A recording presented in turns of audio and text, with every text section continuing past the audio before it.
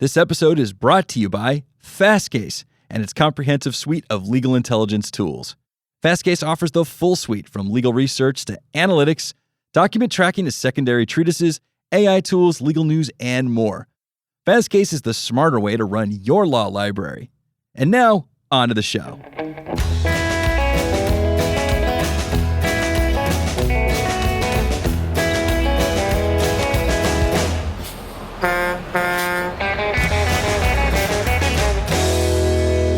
Hello and welcome to another edition of On the Road with Legal Talk Network.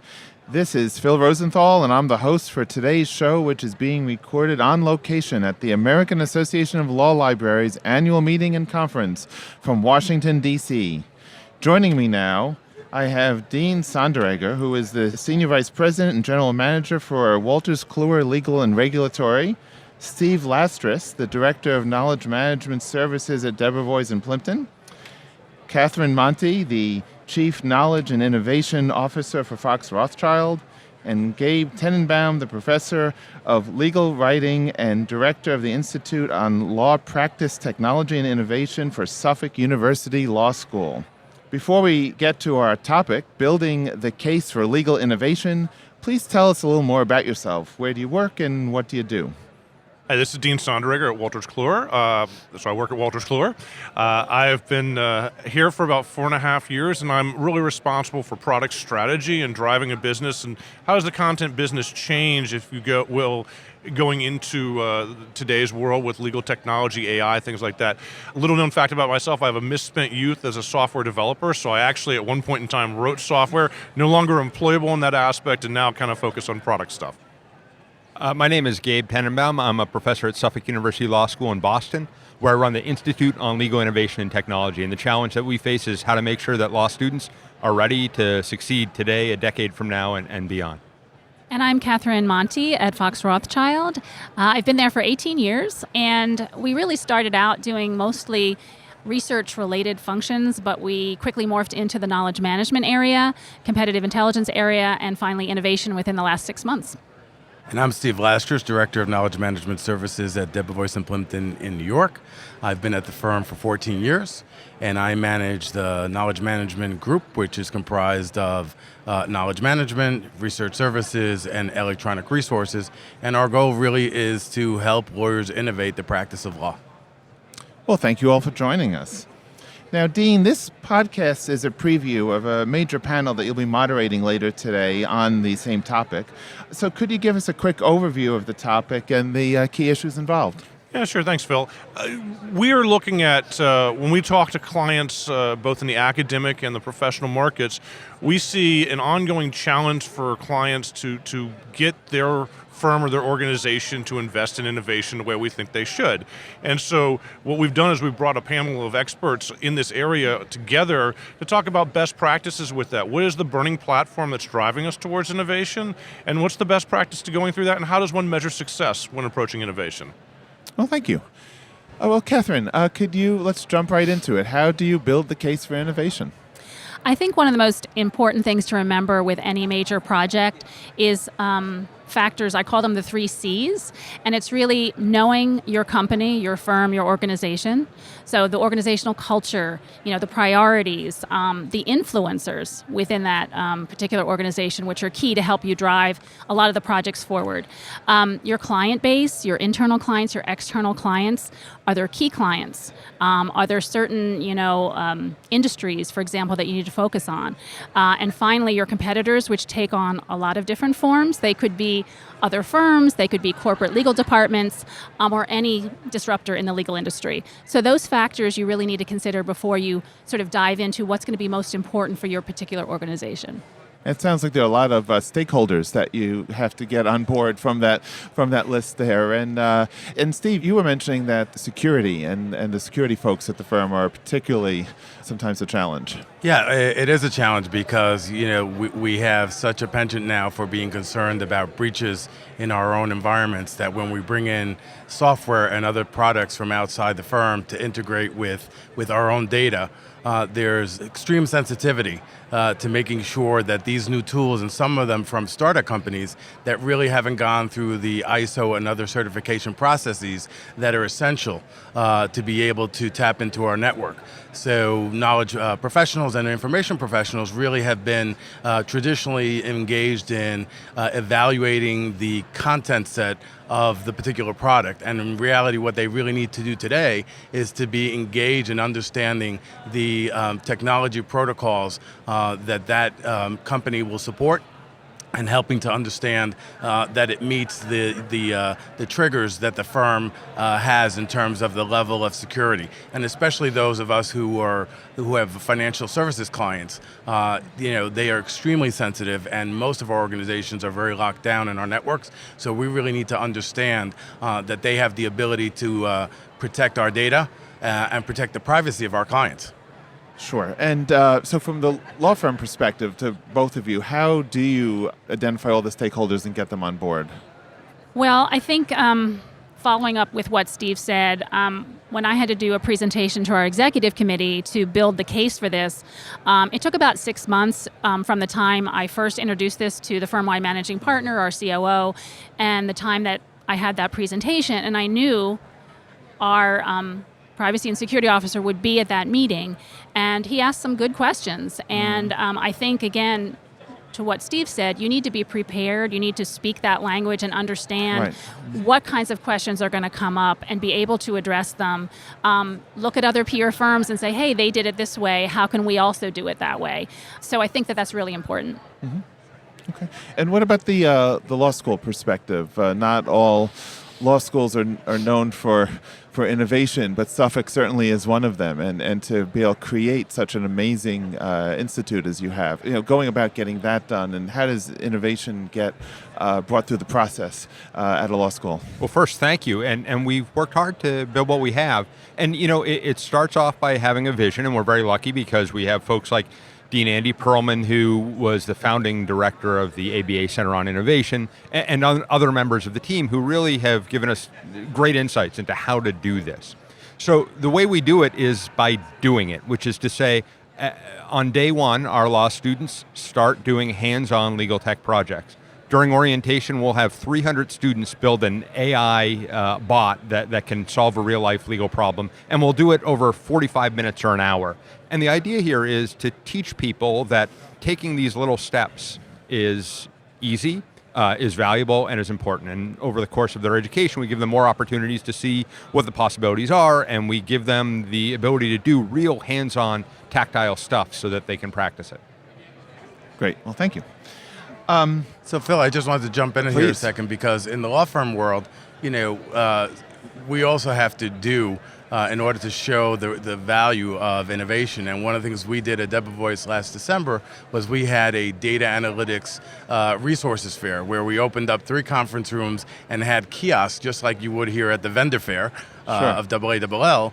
And we had a kiosk where we had our researchers and our KM staff present a 5-minute kind of overview of the various AI data analytics tools that we have already in place that most of our lawyers had no idea that we had. And we were able to have handouts and actually show them graphics of the types of data that they could get from these products. So it was really valuable, because after that fair, and we had about 200 lawyers attend, is that we started getting questions into our knowledge desk about, what's that, tool that you talk to us about that can give me analytics on litigation or on dockets. And so that's, there's so many tools out there, like Catherine mentioned before, that it's almost impossible for our lawyers to know what to ask for. But if they know the question that the tool answers, then they know, then we can guide them as to what's the appropriate tool. Well, Steve, I'm glad you raised that, because you can have the most wonderful innovation and tools in the world, but if there's no adoption, then it's not going to do much for anybody. So what was the impact of doing that fair? Did you find a huge pickup? Absolutely. So in these tools, what we started to do also is we created an AI intranet page to help our lawyers in the litigation, the corporate department, and the tax department understand which were the tools that were relevant to their practice. And then ask the question that the tool answered, and then give them an actual attachment of a sample report that showed them the actual work product that they could get back from that tool. So now they didn't need to necessarily know the name of the tool, but they knew what were the types of data or questions that could be asked and answered from each of these individual tools. And then we went and did presentations at the practice group level for specific tools, because the lawyers don't want to know it all. They want to know the one or two things that are relevant to them. Right. And to add to that, we do similar things. We didn't have a little kiosk yet, but the practice group meetings are key because they want to hear the success stories. So to me, the ROI is about if I can point to one of your peer partners in the IP group who's doing X, Y, and Z with one of the tools that we already have, and you didn't know about it, but now you know about it and how you can apply it to your clients, to me, that's the best ROI I can have. If I have 5 more people calling me, or 10 more people, 20 more people after that meeting to say, I had no idea we had this. Yes, we've done this. This is probably our 5th time telling you, but yes, I'm glad you get it now. To me, that's the ROI. Oh, that's wonderful. And Dean, I wonder if you could give the perspective from the publishing side, because certainly making sure there's adoption is a big issue there as well, both for internal initiatives and I'm sure for the wonderful products. Yeah, I think that it's an interesting challenge in the sense that as solutions and tools evolve, and I think the folks in the panel would agree, it's a very rich tapestry of tools at this point in time that are out there. And so I think that the key is understanding your clients very, very well and partnering with them so that you, fit into their process for discovery and understanding, and Steve referenced the security part, making sure that you're meeting the needs from them there, and then you're making sure that you're solving a real use case for them with that. And that's when you get the attorneys saying, hey, I want this, or the answer is relevant to me, when you're solving that very real use case. So I think that's one of the things that, and I talk with Legal Talk startups a lot, I said, if you can describe how it is that you're helping somebody at the end of the day on something they're currently doing, then you have something that is going to be they're very receptive to. I think when you think about next horizon of things, and when we hold hackathons, for instance, you start talking about next horizon of those things. Those are interesting, but it's good to know that the folks that are on this panel and their peers are seeing a lot of those kind of next horizon things, and there's only so many that they can spend the time to get into to look at. So. And on the law school perspective, I guess adoption may means what happens after the student graduates. Do you have a sense of the impact there? Right. So I think actually the problem we face in our different jobs is quite similar. The challenge is that you have all these cool tools, but people don't necessarily have the schema to understand why they might be valuable to them. So it's sort of like being able to see tree, but not being able to see the forest. So we have one perspective, which is early on in legal education, we want to give that people the scope of here's how cool tools can make you better at your job and be able to offer services at a lower cost, or help solve the access to justice gap, or help attack the $40 billion a year latent legal market. Here's how these tools can work, and here are some of the representative tools that are out there. And then what happens is, as more and more tools get adopted, as more and more people are welcoming to this sort of approach, then I think you'll get more widespread adoption. So again, I think the 4 of us all face this challenge from a different perspective, but ultimately I think the challenge is the same. You know, there's that story, probably apocryphal, about Henry Ford, and they said, he said, if I had asked consumers what I should build, they would say a faster horse, right? Right. We want to change the conversation and show people this is a car and this is what it can do. So that's what we do at Suffolk Law, and I think that's perhaps what the others do in their space too. I'm really curious when I hear that conversation from Catherine and Steve. When you see new associates coming in, do they have a different affinity for technology and the practice of law as opposed to like older partners? And how do you handle that in the firm? I would say absolutely. They're more technologically adept. They want to do things on their own. As we know, even if we look back at, the role of secretaries, lawyers type their own documents. We've got a document production department that actually does, the brief filings and the typing of the filings 24/7. So we've had to figure out what we do with secretaries, right, and how to use them efficiently. Same thing has happened with technology now. So we have lawyers who want to be able to go on and use these tools to be more efficient. They don't value as much, even though our firm we're a very collaborative firm, but our young lawyers want to go on to certain tools and be able to understand, what's the timeline look like for an M&A deal without having to ask a partner. They want to feel, that they're better prepared, more intelligent when they have that conversation, so they're more likely to want to use these tools. And so what we've done to embrace that is to actually have a Knowledge Management Services Academy that actually is a half day the first week they get into the firm, and we start teaching them these tools. Now, they may not remember every tool that we discussed, but they will remember that we have a tool that does this if you're a litigator, or a tool that does this if you're a corporate lawyer, and then we follow up that initial KM Academy with additional trainings for the specific tools, and we typically will break it down to a practice area where we'll show them 3 or 4 tools that are the most relevant for their practice. And then as they become, second and third year associates and they develop, their talents, then we go on and show them additional tools. And Catherine, and similar. I would add to that, we do similar things at our firm. We also really utilize them in our task force for testing a lot of the new tools. So they are very keen to get involved to do that. And we love it because they have the interest and the drive, and they will really test out the tools very well, with or without a script. So that's what we really love, the fact that they have that energy and enthusiasm about it. Well, and they're great at finding the bugs. Yep. That is true. I'm intrigued. We're talking a lot about tools that are provided, new technology, and certainly critical part of innovation is using all the new tools that are out there. But what about going beyond that, other kinds of innovation, having a more general innovation strategy, process innovation, building tools? How do folks handle generalizing the innovation challenge? So I'll start with this. I mean, we have a very broad umbrella of innovation at Fox, and it does include tools, but it's one of the first conversations I had. I said, it's not just about tools at all. It's about programs. It could be a program for the summer associates or fall associates. It could be improving a process to make things more efficient for attorneys, whether it's on a dashboard for a budget or competitive intelligence and putting data analytics together for that. It could be a client solution. It could be a 50-state survey that we're trying to serve up in a different way for a particular client. So all of those are not really new tools. They're just new ways of looking at information and providing that solution that solves a particular business need. Right.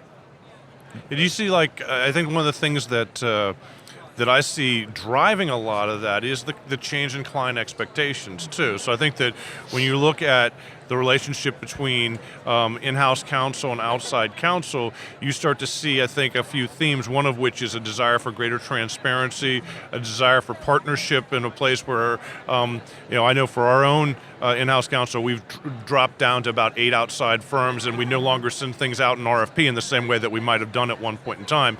What type of factor is that, at least at Fox, in terms of driving some of the need for innovation? I mean, it's funny, marketing has certainly seen more direct questions around this and on RFPs. So when we're doing pitches, they're often contacting us and saying, okay, there's some general questions sometimes there's general questions about knowledge management, but now there's more specifically about innovation or solutions. And I think that says a lot about those client expectations.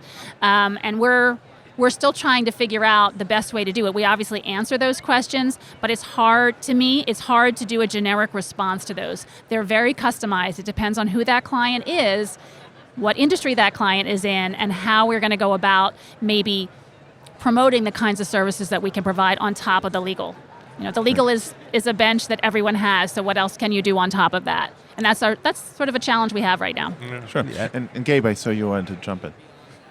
One of the things that we worked hard on is not just focusing on tech tools and doing things that don't involve computers or smartphones or any other modern technology. And process improvement and legal project management has been a space that's been useful because not only does it allow people to understand how complex things happen, but it opens the door to the new technology. So we have courses where students will do process improvement. They'll do process mapping.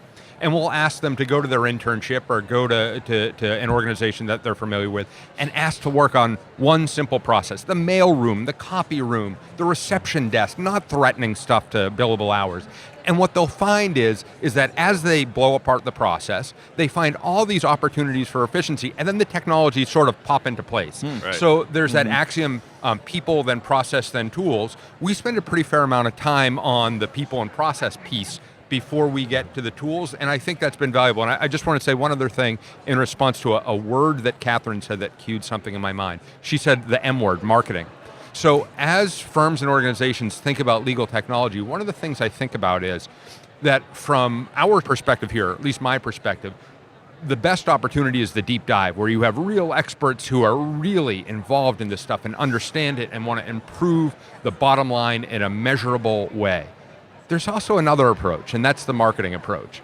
At the end of the day, when you have 15 law firms on the same street, like K Street right outside of where we are, and they all look effectively the same, and the associates all went to Ivy League schools, and they were all on law review, and they all did a federal clerkship, at the end of the day, there has to be some distinguishing factor. And I think process improvement, legal project management, and technology are real opportunities there, and they allow places to have a foot in the door. So for those people that say, like, I don't know if I want to invest in this, the reality is you objectively should invest in this because there are ways to make your firm better, but just from a simple marketing perspective, to be able to say, we're a firm that does X. We hire an associate, one associate in our class every year who specializes in legal technology. It'll cost you a few $1,000s, but it gives you an advantage that no one else would have.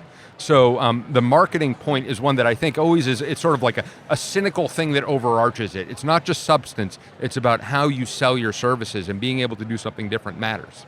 And just on that point, marketing in even a broader context is that our partners have become marketers of our organizations, and so they have to have their fingers on the pulse of what our clients are doing, understanding their business and their industries. And as a result, we just, at our firm, we deployed a new content aggregation tool that has AI underlying it so that the lawyers can get real-time alerts about, our clients, their industries, what's happening with them, their contacts. And so, before, a lawyer, if they got once a day, push of news, that was enough. Today, they need to know things as they happen. And so the ability to be able to carry on business development as well as the practice of law really has pushed us forward with partnering with marketing and business development and our strategists to help them get that underlying data that they can then analyze. Yeah, when we had done a study, a global study called Future Ready Lawyer, and one of the questions we asked inside counsel about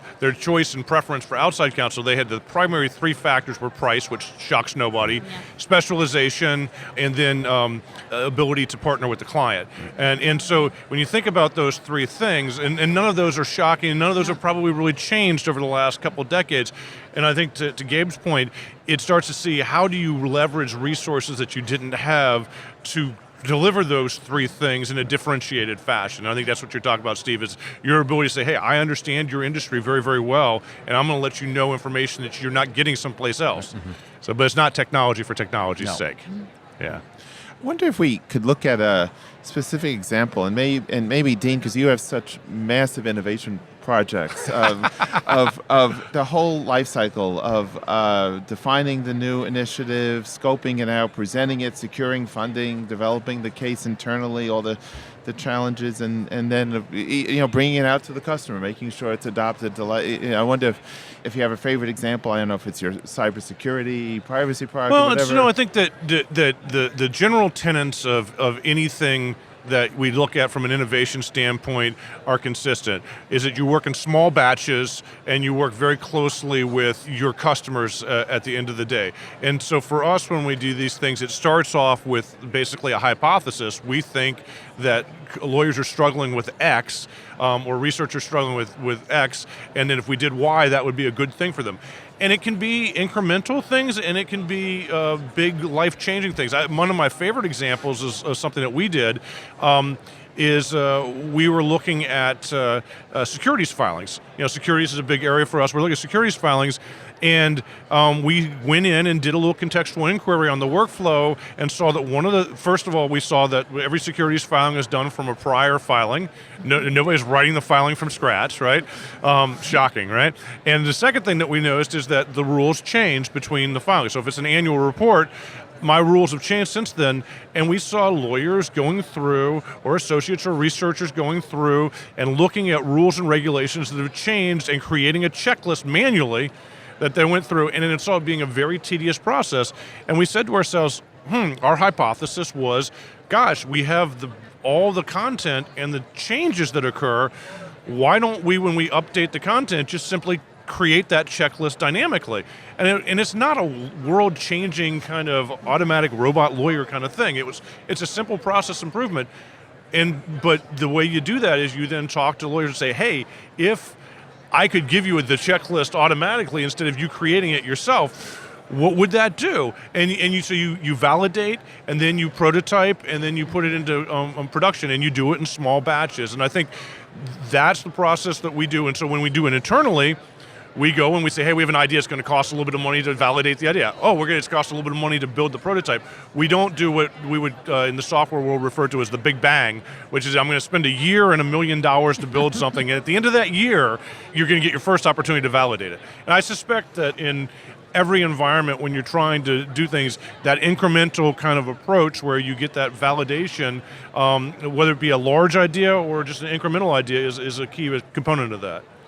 Our program at Suffolk Law is built on that premise. I mean, we follow sort of a product design template. So when we, for example, saw an opportunity to do R&D, we hired someone part-time for a year to run an R&D lab, and that's David Colarusso, who's a wonderful data scientist and attorney. We ended up getting a big grant from the Pew Foundation to do more and more and more, and we'll continue to scale opportunities. We had a similar one with our educational programs. You know, the most asked question I get when I talk about what we're doing at Suffolk Law from lawyers is, how can I do that? And the answer has always been, well, you can do Coursera, or you can, ask your, old law school if you can come sit in on a legal tech course. And what we did was we created a best of and created an online program for legal professionals. These are all built using that sort of product development template. So the ideation, the prototype, the validation, et cetera. And it's been educational. Yeah, I mean, I would recommend for people that want to read, obviously, Eric Ries, The Lean Startup is a great read.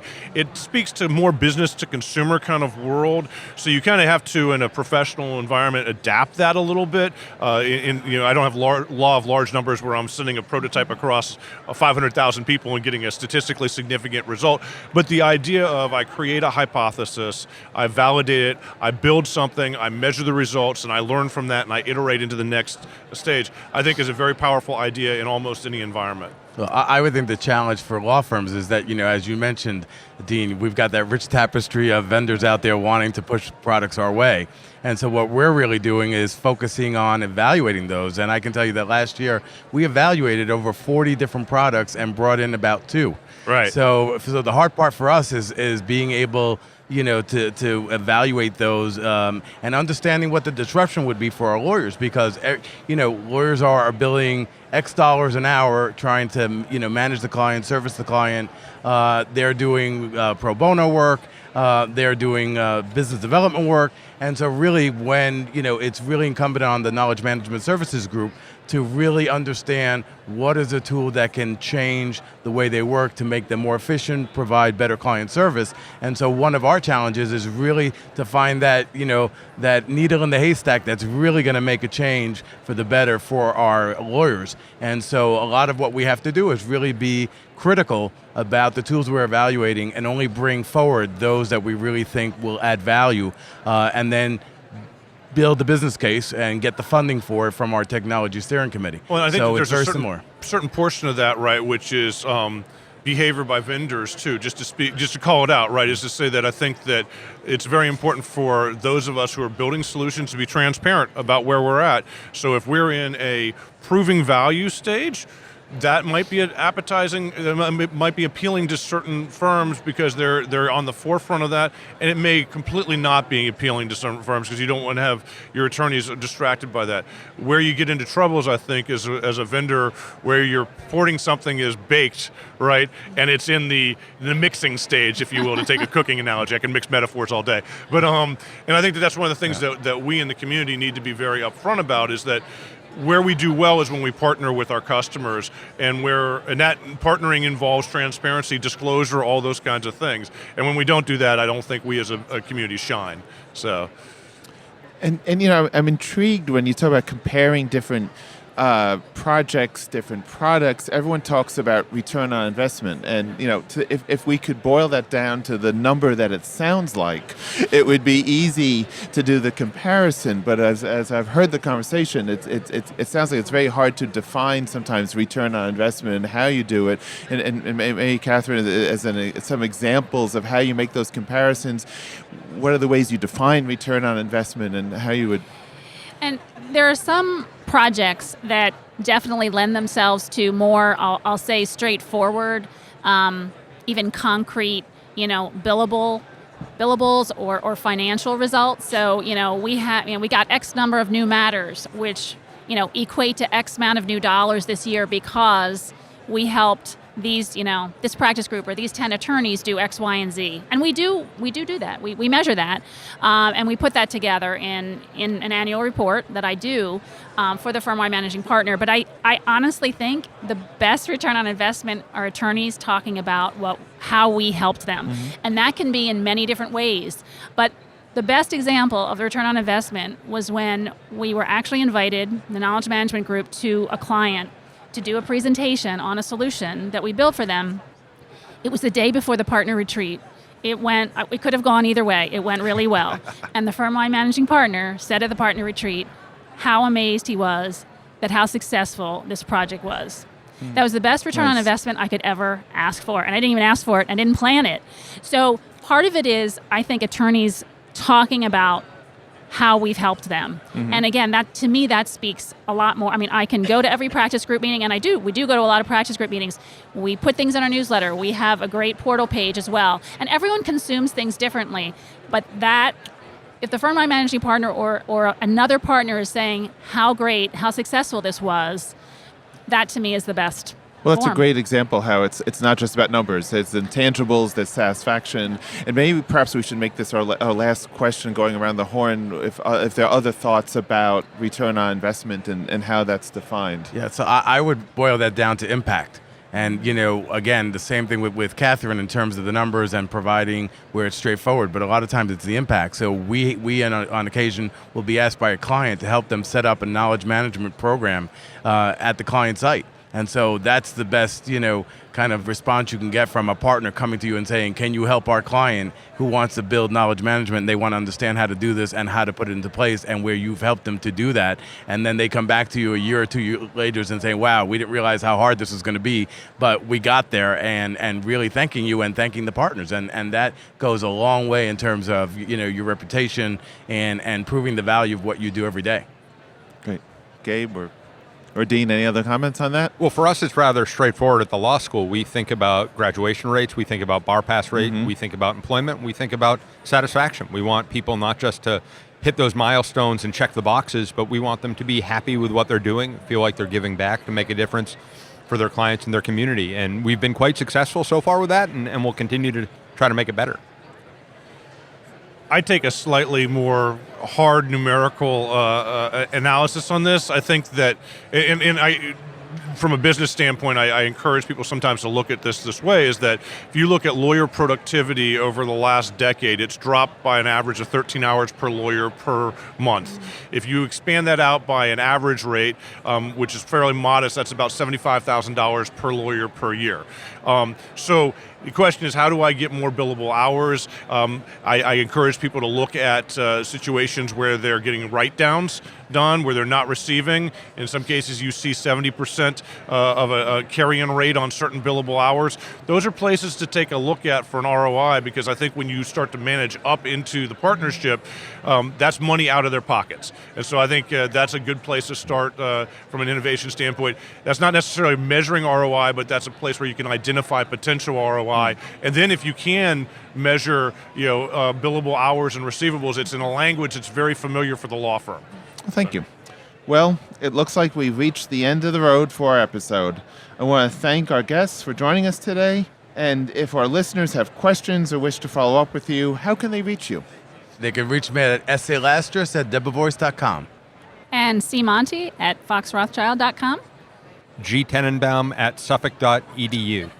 And I'm Dean.Sonderegger at WoltersKluwer.com, which is a whole lot of syllables. So if you just Google Dean and Wolters Kluwer, you'll find the proper spelling for all of those things. There you go, AI. And I'm Phil at fastcase.com. Well, thank you to our listeners for tuning in. If you like what you heard, please rate and review us in Apple Podcasts, Google Podcasts, Spotify, or your favorite podcasting app. I'm Phil Rosenthal. Until next time, thank you for listening.